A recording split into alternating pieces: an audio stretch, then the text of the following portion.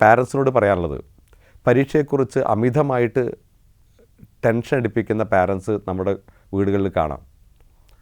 നിനക്ക് A+ കിട്ടുമോ, നീ ജയിക്കില്ലേ എന്നൊക്കെയുള്ള ചോദ്യങ്ങൾ കുട്ടിയിൽ കൂടുതൽ ടെൻഷൻ ഉണ്ടാക്കാൻ സാധ്യത ഉണ്ടാക്കുന്നതാണ്. അതുകൊണ്ട് തന്നെ പരീക്ഷ റിസൾട്ടിനെക്കുറിച്ച് ഈ സമയത്ത് കുട്ടിയോട് സംസാരിക്കേണ്ടതില്ല.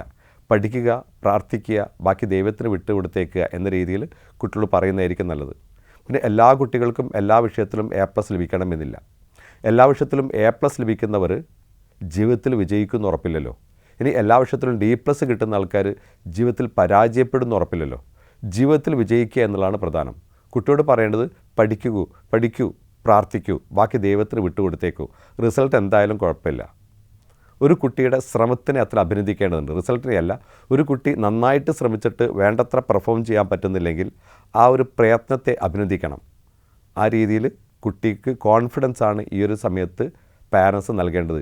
ജയിക്കുകയോ തോൽക്കുകയോ എന്നുള്ള ചർച്ചകൾ ഈ സമയത്ത് നടത്തുന്നത് അത്ര നല്ലതല്ല. പിന്നെ കുട്ടിയുടെ ഭക്ഷണ കാര്യങ്ങൾ ഈ സമയത്ത് പ്രത്യേകം ശ്രദ്ധിക്കേണ്ടതുണ്ട്. പരീക്ഷ എടുക്കുന്ന സമയത്ത് ദഹിക്കാൻ കൂടുതൽ സമയമെടുക്കുന്ന ഭക്ഷണങ്ങൾ പരമാവധി ഒഴിവാക്കുന്നതാണ് നല്ലത്. എളുപ്പം ദഹിക്കുന്ന ഭക്ഷണങ്ങൾ, പഴവർഗ്ഗങ്ങൾ, പച്ചക്കറികളൊക്കെ ധാരാളമായിട്ട് ഭക്ഷണത്തിൽ ഉൾക്കൊള്ളിക്കുന്നത് നല്ലതാണ്. ഒപ്പം ബ്രേക്ക്ഫാസ്റ്റ് ഒരു കാരണവശാലും സ്കിപ്പ് ചെയ്യരുത്. ബ്രേക്ക്ഫാസ്റ്റിനെക്കുറിച്ച് നിരന്തരമായ പഠനങ്ങൾ നടന്നുകൊണ്ടിരിക്കുന്നുണ്ട്. ബ്രേക്ക്ഫാസ്റ്റ് കഴിക്കുന്ന കുട്ടികൾക്ക് മറ്റു കുട്ടികളെ അപേക്ഷിച്ച് പഠന കാര്യത്തിൽ മാത്രമല്ല സ്വഭാവത്തിൽ വരെ മെച്ചമാണെന്നുള്ള നിരവധി കണ്ടെത്തലുകൾ ഈയിടെ പുറത്തു വരികയുണ്ടായി. അതുകൊണ്ട് കുട്ടികൾ കൃത്യമായിട്ട് ബ്രേക്ക്ഫാസ്റ്റ് കഴിക്കണം. അതേപോലെ നന്നായിട്ട് വെള്ളം കുടിക്കുക എന്ന് പറയുന്നത് വളരെ പ്രധാനമാണ്. പഠിക്കുന്നതിനിടയിൽ പോലും വെള്ളം കുടിക്കുന്നത് കുട്ടിയുടെ കോൺസെൻട്രേഷൻ പവറിനെയും മെമ്മറി പവറിനെയും വർദ്ധിപ്പിക്കുന്നുള്ള പഠനങ്ങളും പുറത്ത് വന്നിട്ടുണ്ട്.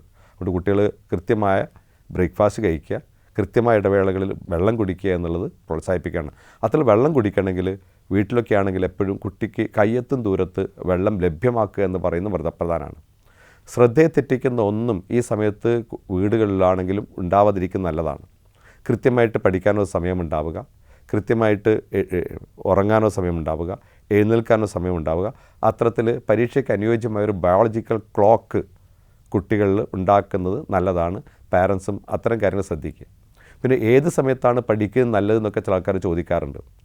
കുട്ടിക്ക് ഏറ്റവും അനുയോജ്യമായ സമയം ഏതാണോ അതാണ് കുട്ടിയെ സംബന്ധിച്ചിടത്തോളം ഏറ്റവും നല്ല സമയം. ഇപ്പോൾ കുട്ടികൾക്ക് പരീക്ഷയ്ക്ക് നന്നായിട്ട് എഴുതാൻ കഴിയണം. ആ രീതിയിൽ പരീക്ഷ തലേദിവസം നന്നായിട്ട് ഉറങ്ങണം. പലപ്പോഴും പരീക്ഷ ഹാളിൽ അറിയാവുന്ന കാര്യങ്ങൾ തെറ്റിപ്പോകുന്നത്, ടെൻഷൻ കൂടുന്നതിൻ്റെ പ്രധാനപ്പെട്ട കാരണം പരീക്ഷയുടെ തലേ ദിവസമുള്ള ഉറക്കമിളപ്പാണ്. പരീക്ഷ തലേദിവസമൊക്കെ നന്നായിട്ട് ഉറങ്ങണം, നേരത്തെ എഴുന്നേൽക്കണം, പ്രാർത്ഥിക്കുക. സന്തോഷത്തോടെ കുട്ടികളെ പരീക്ഷ ഹാളിലേക്ക് പറഞ്ഞേക്കാൻ കഴിയണം. പലപ്പോഴും ചില പാരൻസ് കുട്ടികളെ പരീക്ഷയ്ക്ക് പറഞ്ഞേക്കാറ്, നീ ഇന്നലെ രാത്രി കംപ്ലീറ്റ് ഉറങ്ങിയല്ലേ, ഒന്നും പഠിച്ചിട്ടില്ലല്ലോ, നിനക്ക് എഴുതാൻ കഴിയോ എന്ന രീതിയിലല്ല കുട്ടികളെ പരീക്ഷയ്ക്ക് പറഞ്ഞേക്കേണ്ടത്. പിന്നെ ചില പാരൻസൊക്കെ ഈ പരീക്ഷയുടെ ഇടവേളകളൊക്കെ നിനക്കെങ്ങാനും A+ കിട്ടിയില്ലെങ്കിൽ പിന്നെ ഞാനുണ്ടാവില്ല എന്നൊക്കെ രീതിയിൽ കുട്ടികളെ ടെൻഷൻ അടിപ്പിക്കുന്ന പാരൻസ് ഉണ്ട്. ഒരുപക്ഷെ കുട്ടി പഠിക്കാൻ വേണ്ടിയായിരിക്കും അത്തരത്തിൽ പറയുന്നുണ്ടാവുക.